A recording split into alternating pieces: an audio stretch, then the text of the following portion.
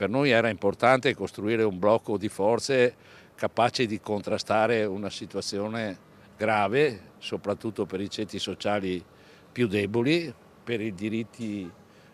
anche più semplici come quello di vivere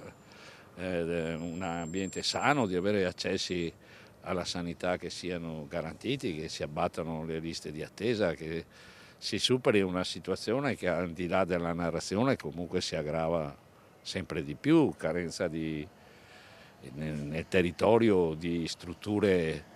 per la prevenzione e per la cura. Abbiamo grandi problemi e questi vanno affrontati con un cambio